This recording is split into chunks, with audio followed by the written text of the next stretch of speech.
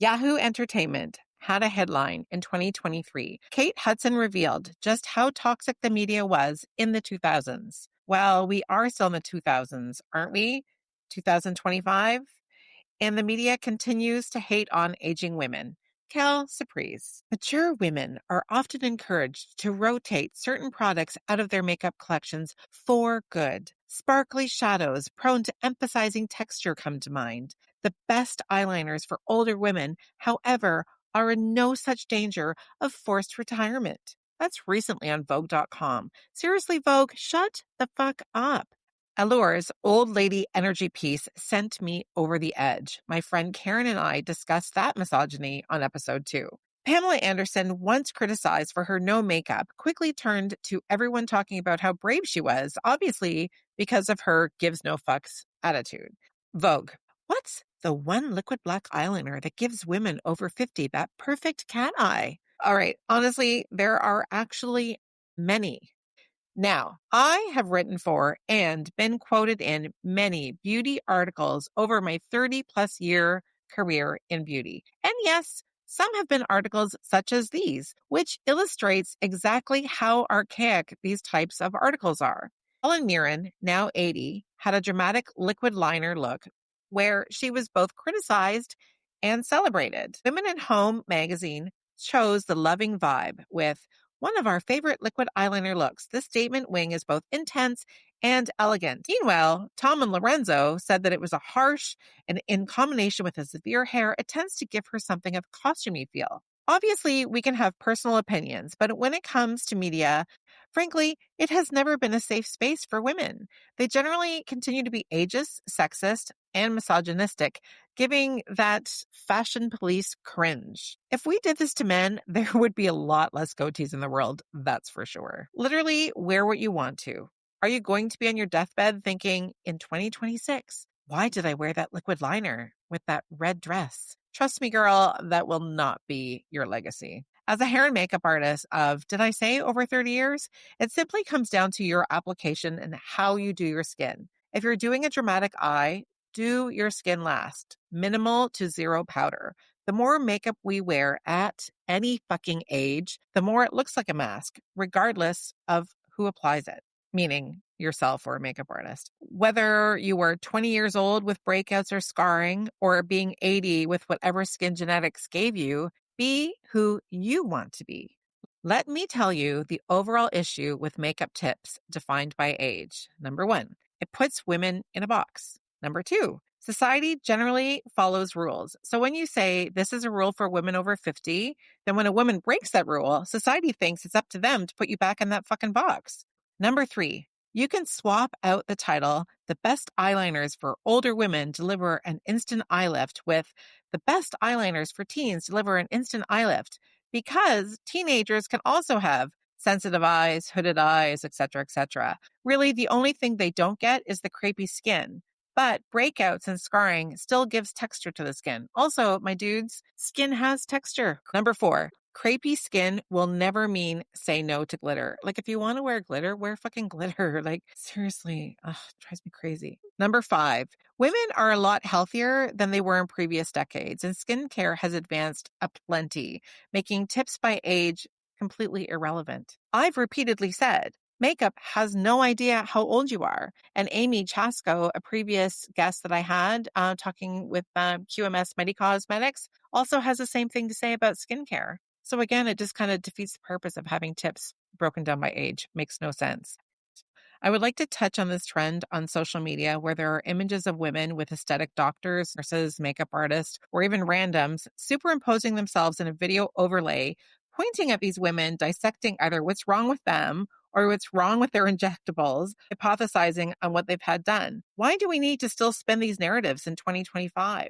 Stop the fucking madness. Articles can be well written and deliver without being ageist and bullying. Wear what you like, age on your own terms, fuck the box that they're trying to put you in. Welcome to the Fuck You 50s, the podcast for women who refuse to tolerate the bullshit anymore. This is real talk, real stories, and a long overdue reality check. I'm your host, Andrea Claire, and this podcast is the filter-free voice you've been waiting for, with a dose of F-bombs. The Fuck You 50s, unfiltered, unapologetic, and undeniably needed. Are you tired of your professional life feeling like a beige elevator ride? Who better than to pull you out of wallflower status than my next guest, Danielle Hughes, who is the Chief Personality Officer of More Than Words Marketing.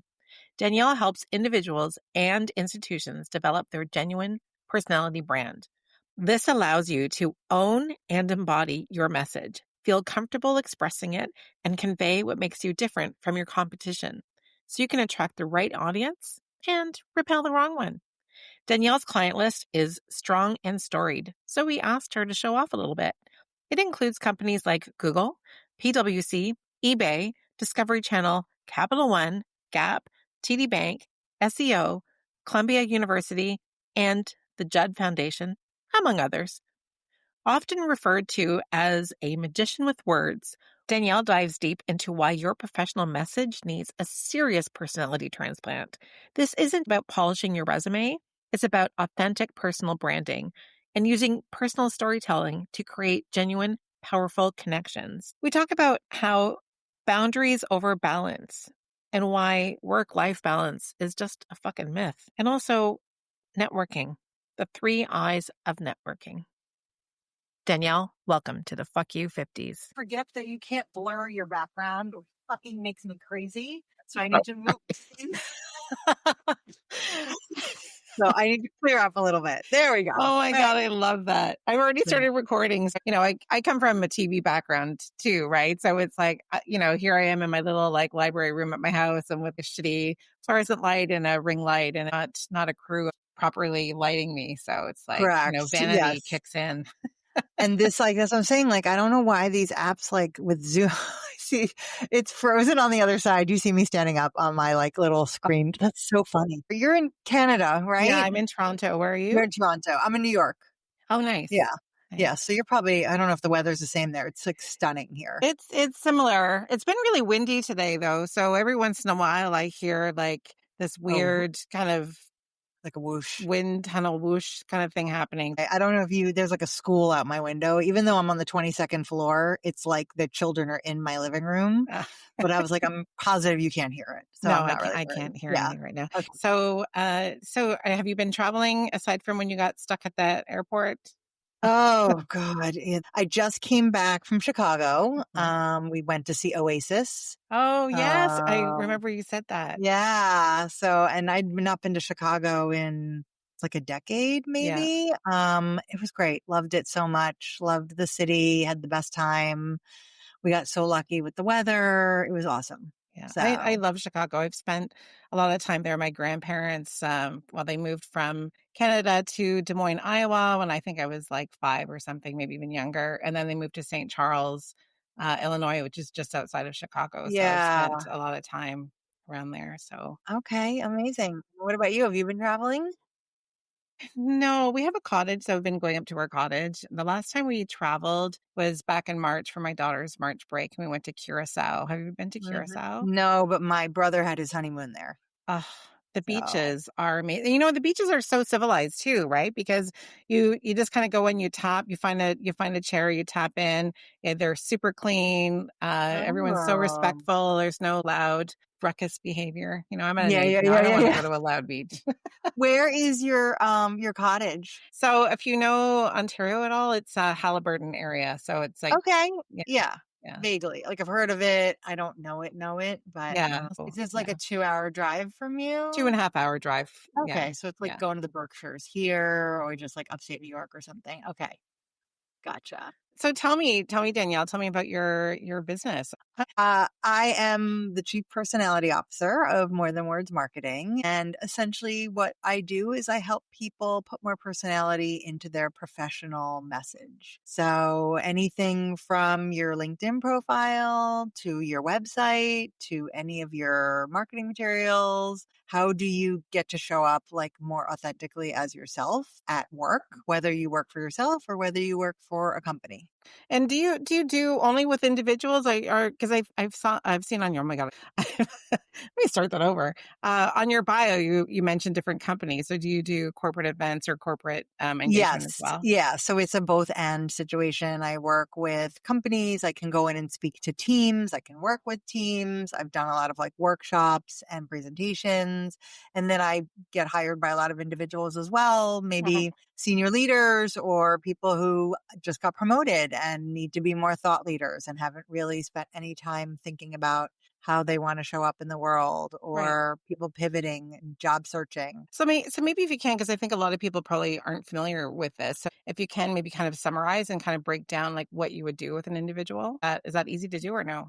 Yeah, generally, it's obviously the process is different for everyone, but it's just figuring out like what is your career story and like what do you want to highlight? What are you proud of? What do you think makes you different? And then like what's that little infusion of like who you are Mhm. to truly help you kind of stand out?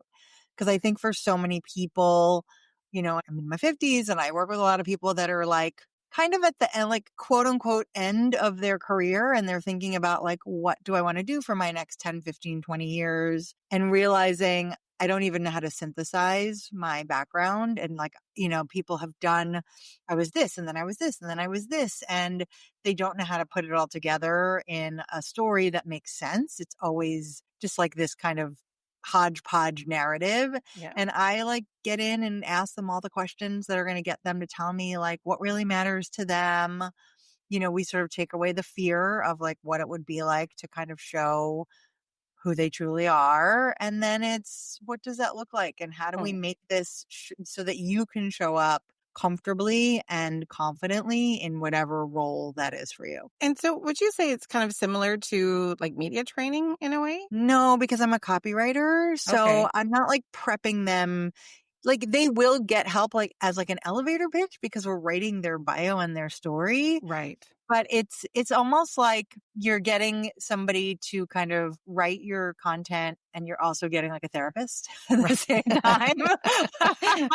Because a lot of Excellent. it is, like, I need that for sure. yeah, yeah, yeah. I think so many people are like, well, I don't know. I don't want to talk about this, or this might be unprofessional. And I have to, get them comfortable with what are you okay sharing? What's off limits? But like, how do we allow you to be yourself and not always have to think about the face that you're putting on?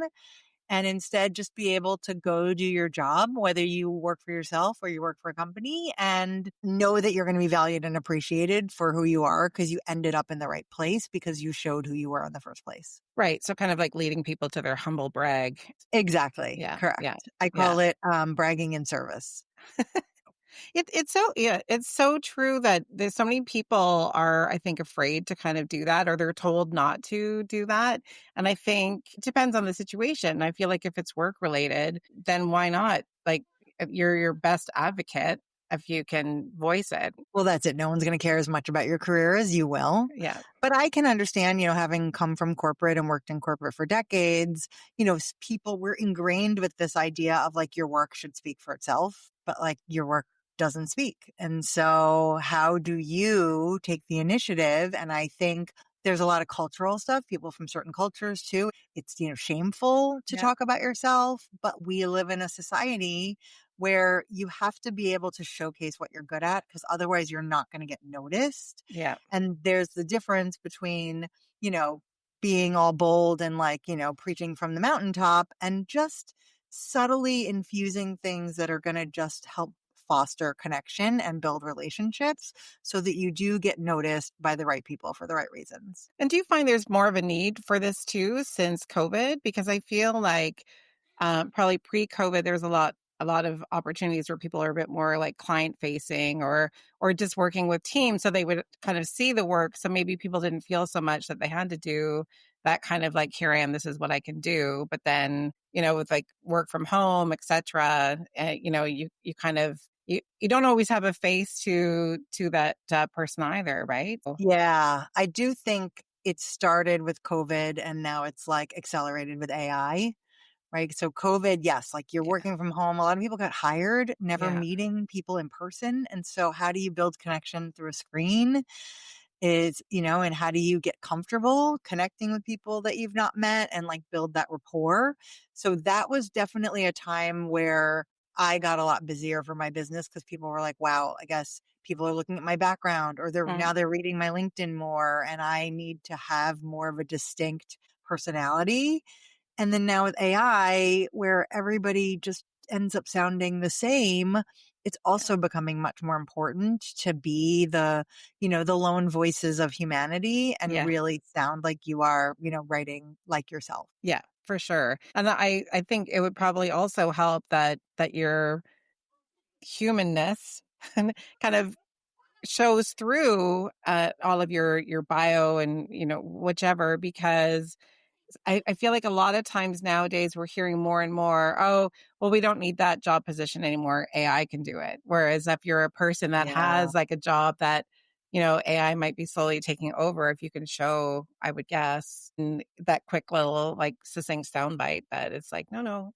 I think AI is going to take a lot of jobs, and Yeah. I'm hopeful that those are jobs that it's just like more automation. But we still need people. Yeah. I'm sure if you've ever made a phone call and tried to reach customer service, like The I don't, worst. every time Verizon tells me they're going to send me a text to click on, I want to be like, go F yourself. I want a person. It's going to take me an hour to use your stupid bot when somebody can solve this problem for me in 5 minutes. Yeah. I usually So like hold my phone out and getting impatiently repeating over and over. representative, Give me a human, give me a human, give me a right? human. Just scream representative at the top of my Oh my lungs. God. It's So loud. so, So Verizon, if you can hear me now, yeah. give me a human. That's Yeah. what I want. Oh, so true. Yeah. So when did you start doing this, Danielle? How long ago did you start this business? Yeah. So I like to say I was my first client. Yeah. Right. So, I went out on my own. I went freelance in 2015. So I was at like a kind of a permalance job that was supposed to be like a 6-month maternity leave fill in, and it turned into like a 5-year gig. Yeah. And they ended up laying off like half of the company. And so I was like, okay, this is my time. I mean, I'm going to go freelance. And I thought, you know what? I've been working for like 20 years. I've got this amazing body of work. I have connections. How hard could it be to start my own thing? And for a couple of years, it wasn't difficult. But then at some point, I realized, oh wow, like I'm not marketing myself. I'm not really networking. I don't know the type of work that I want to be doing, and I don't know who I want to be doing it for. But I knew that I was spinning my wheels, having endless conversations with prospects that didn't turn into clients. Hmm. And I was just very generic. Like I was Danielle Hughes copywriting, it was like, who's going to, like, I got hired, but like not enough to be known for anything. Yeah. And so I ended up hiring a creative coach. And in the process of working with her, she was the first person to tell me, you have to put more personality into your website. And I was like, what do you mean? Yeah. Like, shouldn't my work speak for itself? And she's Yeah. like, oh, Yeah. that's adorable. That's not how the world works.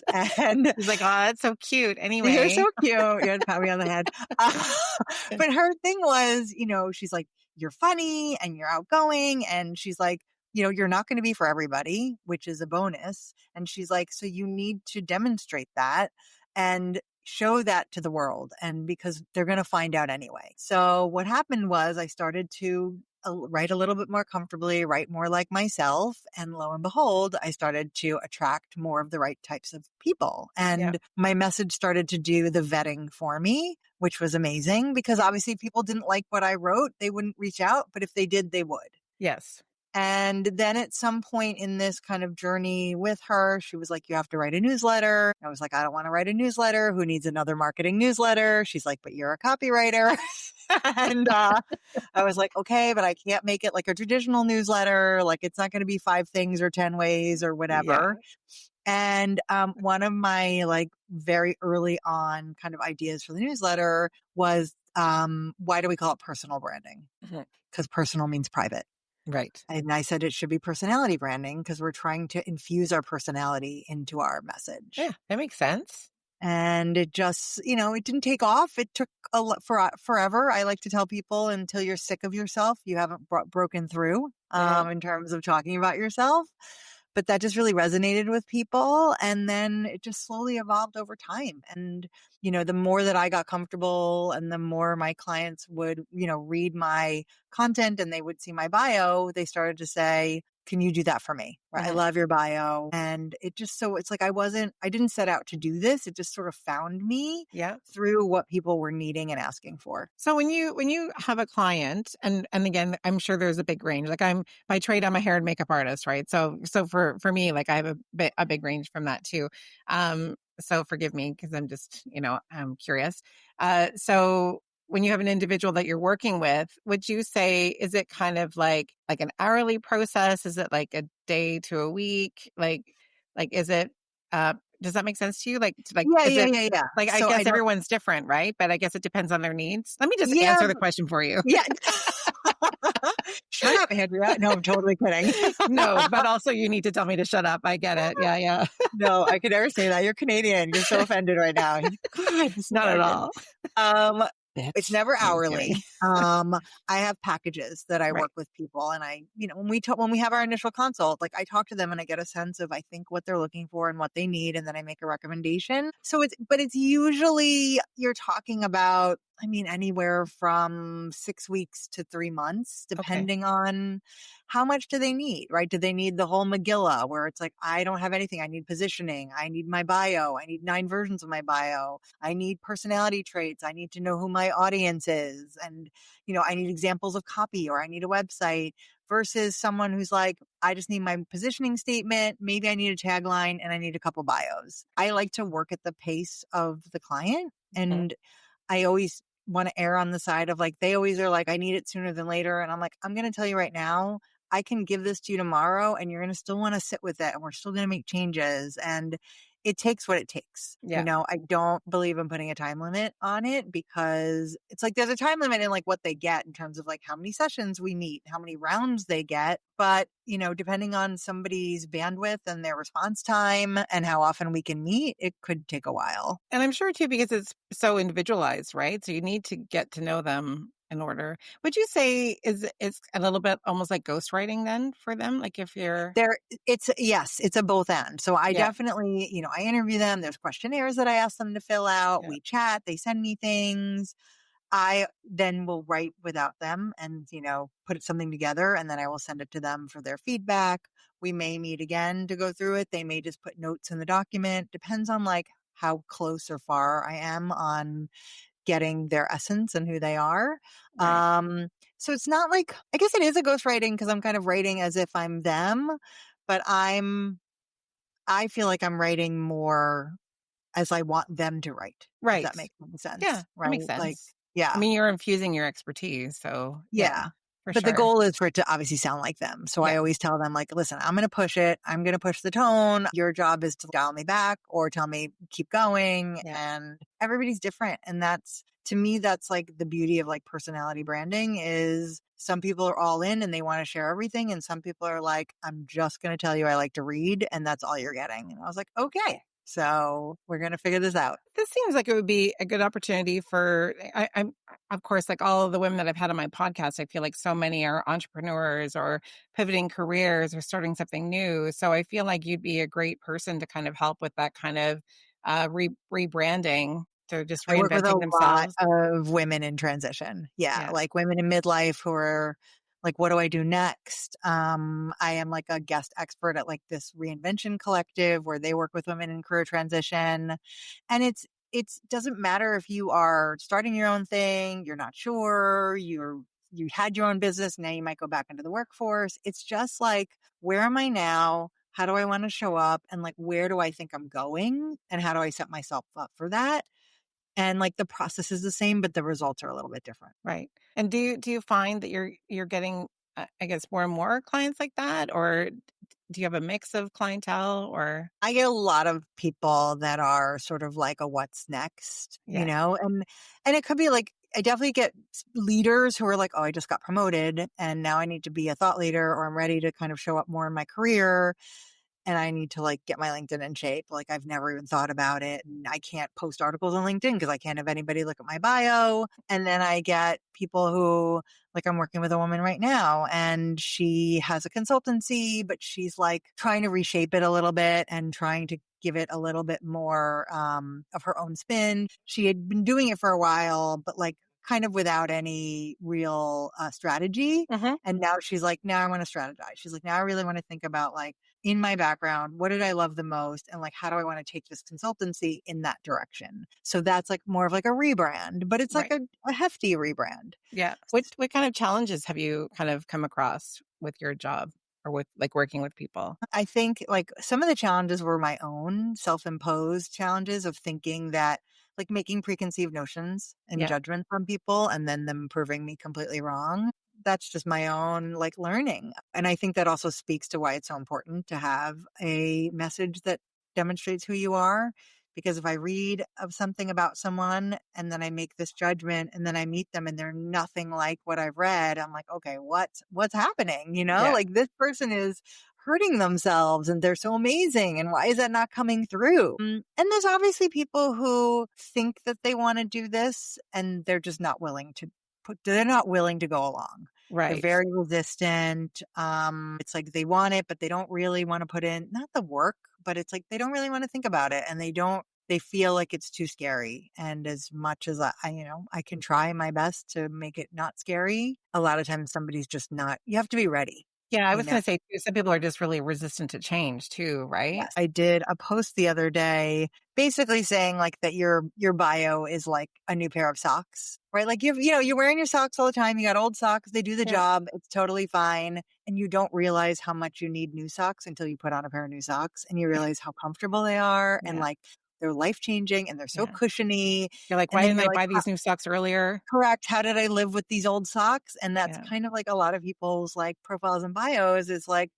it's fine, but, like, you don't want fine. You want Yeah. more than fine. You want something that's gonna feel great, and Yeah. that's kind of the difference. Do you find for branding, should the message kind of transcend through all of the social media? Like whatever you do on LinkedIn, same on Instagram, like whatever? Yes, the goal is for you to show up in the same way in all places and spaces, and so that's why, it might start with your LinkedIn profile, but then if you go to a networking group or you're in a meeting, like, are you kind of talking in a way that echoes kind of how you've redefined yourself, right? When you're posting on other channels, is it the Hmm. same? And, there might be nuances, in the different, social, platforms. Right. It used to be much different. I think you Yeah. used to have to really silo and Yeah. like LinkedIn was formal and Instagram was this and then Yeah. TikTok. And now I think it's a little bit more blended, but I think there's got to be like that through line of consistency in terms of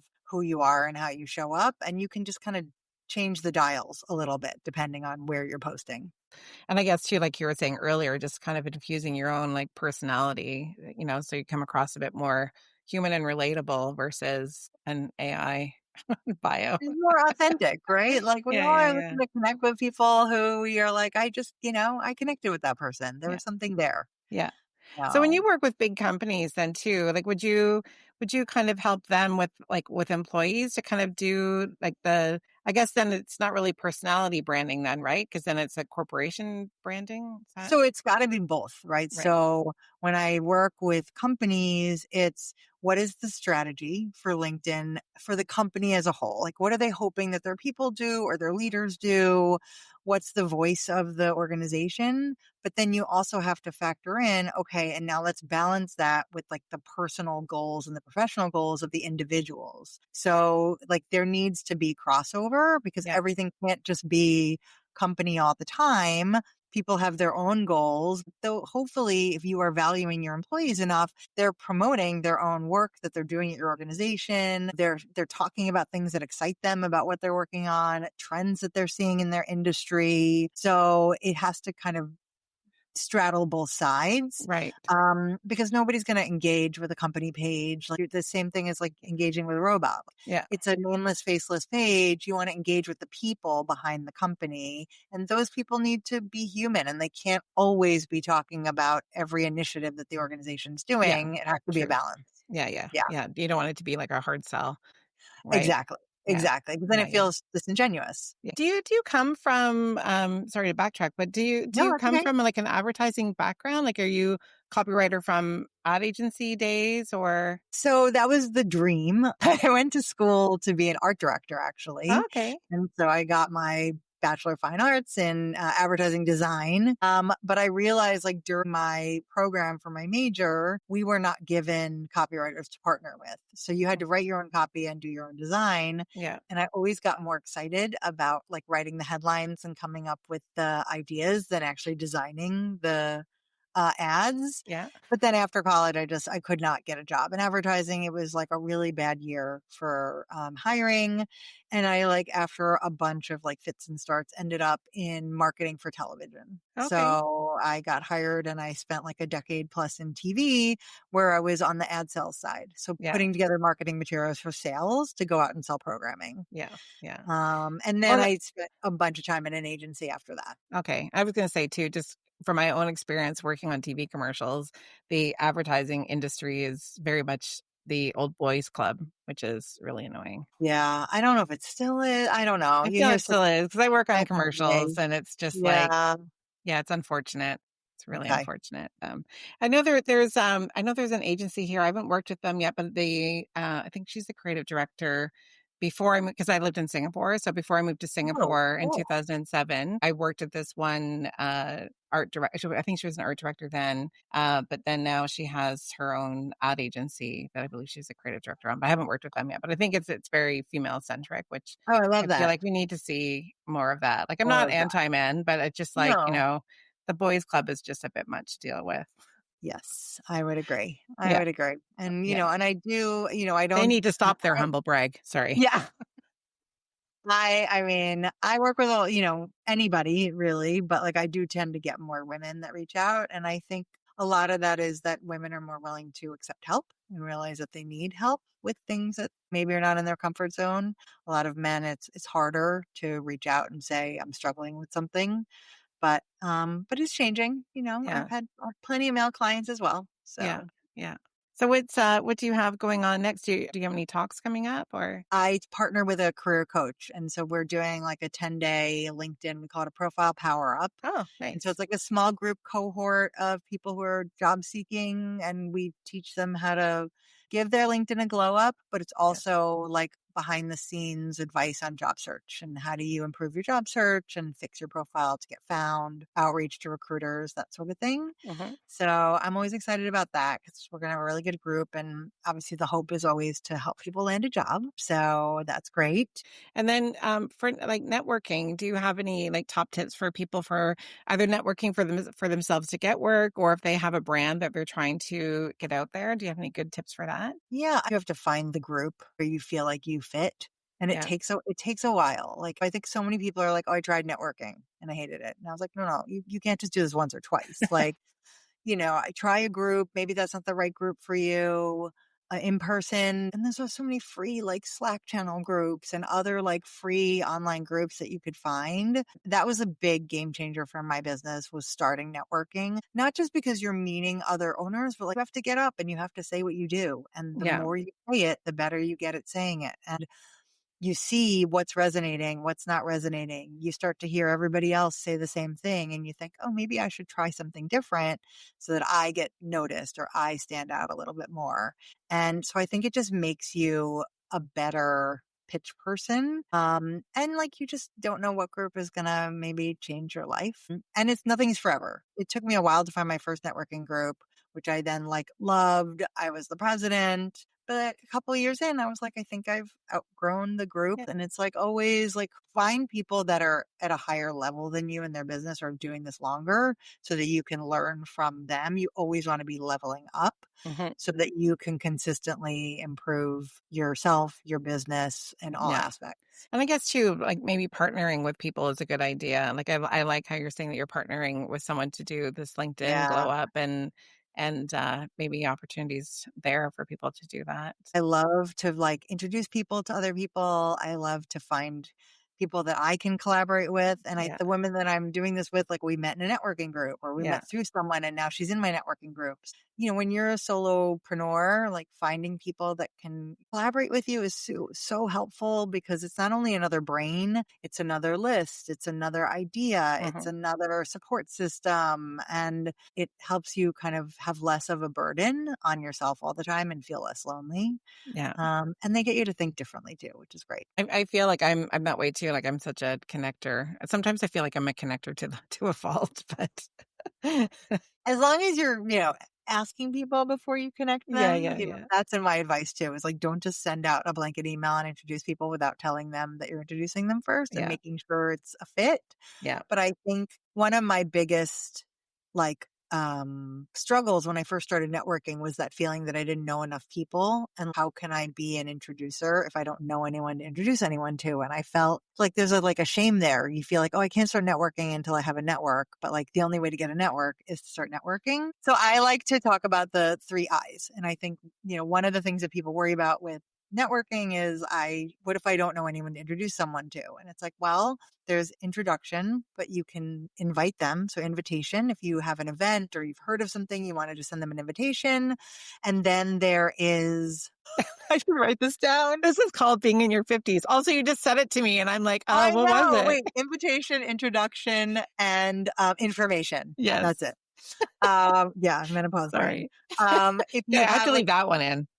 there you go. Fine. So, any of those Uh, 3 things is valuable to someone. Like, you yeah, don't have to introduce them, but if you're like, oh, I saw an article or, there's a podcast I want to share with you, there's ways that you can offer value to another person. It doesn't always have to be about introducing them to someone. yeah, that's a good point too, actually. And that's the thing. It's like you meet someone in networking and maybe you're like, I want to stay connected to this person. You never know when you're going to think of something that is like, I forward stuff to people all the time. So, and I think people just appreciate being thought of, Yeah, even if yeah, they absolutely. can't use it. It doesn't matter. Yeah, You thought of them. yeah, yeah, absolutely.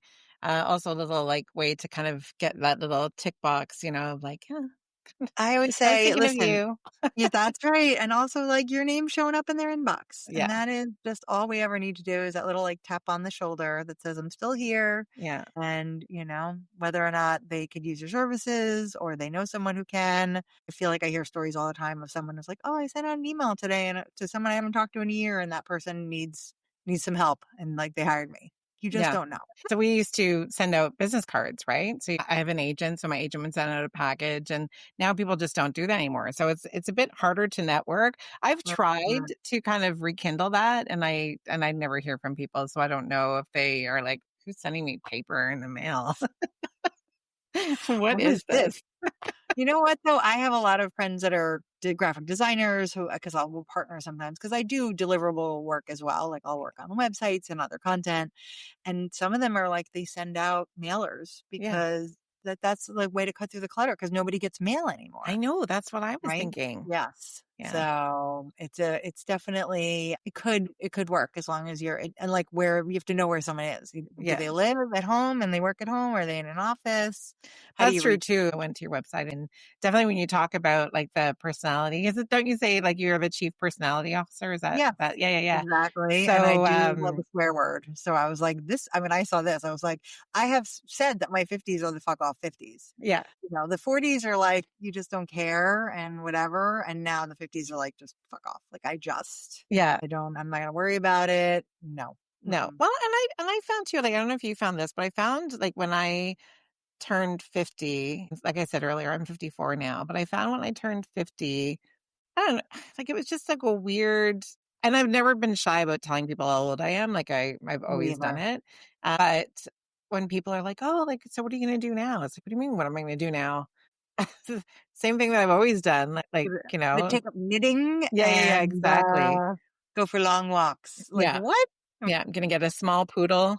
Correct. Exactly. Go And live on a then farm. yeah, Yeah. and I have 3 kids, and my eldest, 2 daughters are 28 and 31, and I got the, "Oh, are you excited for being a grandmother?" I'm like, "Do you know something I don't?"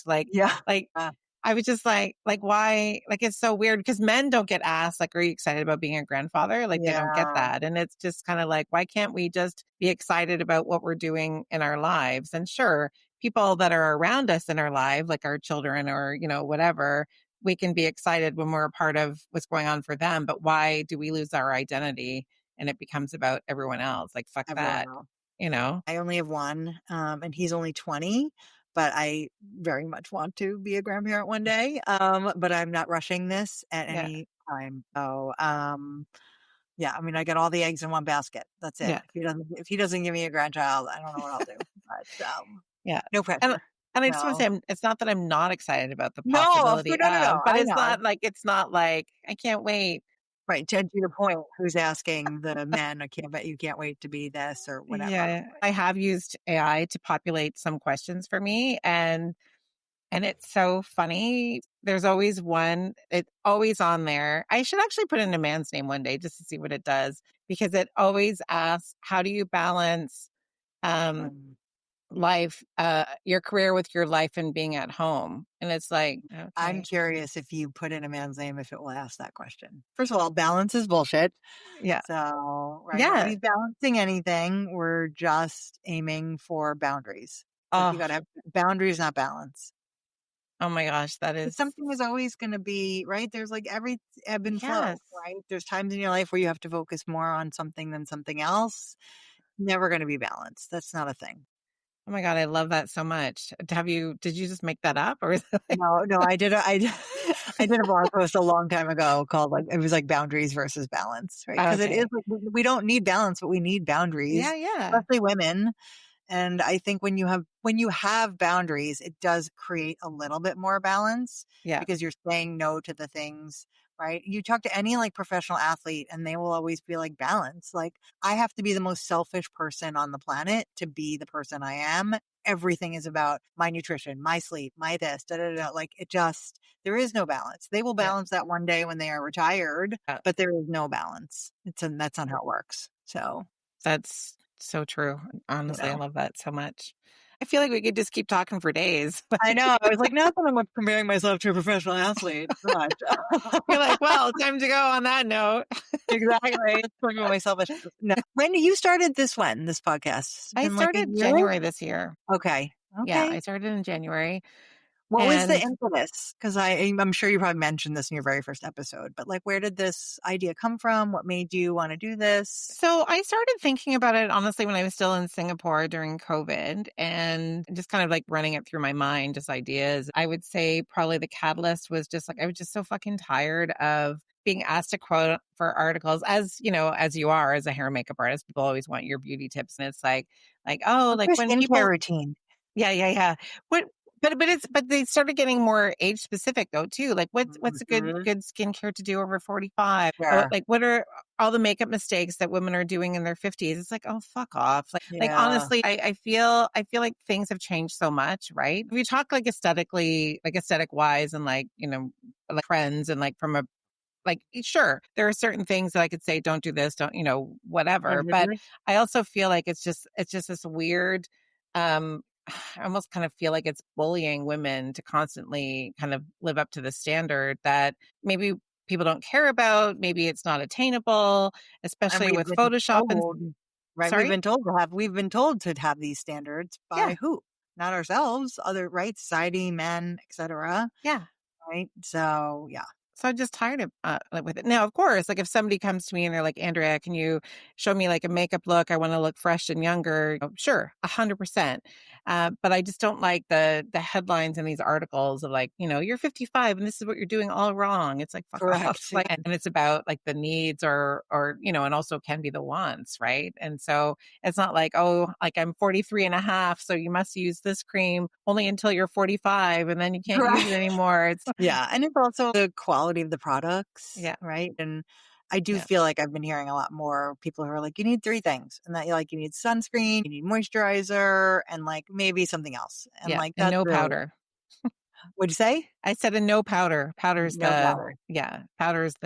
It just Because it dehydrates gets the in the skin. goes in the craggies, Yeah, right? that too. Yeah. And So certain foundations too. I like Charlotte Tilbury, Hollywood Flawless Filter, and Jones Road, her WTF yes. foundation, also super nice.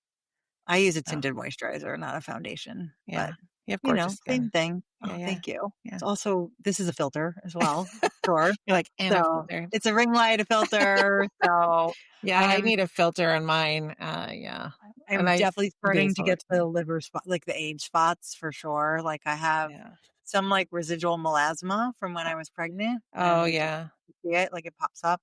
yeah, This is one of those things that I was like, do I spend the money on like a laser and like get one of these like, Morpheus or whatever and like regenerate? And would it even work? Would it just come back? It's a lot of money. yeah, And back and forth between like, why should I have to do this? And like, men don't have to do this. And then, but yeah. on the other hand, I'm like, but I still want to like not have like brown spots on my face. And I think that that's okay to want.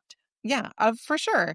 And like that, and I think that's the thing too, is like doing stuff for ourselves and not for other people because they tell us to. Maybe we need to fix the insides before we worry about the outsides. How Yeah, about for that? sure. God, I have a lot to work on that. Well, that's what we all do, but it's a process.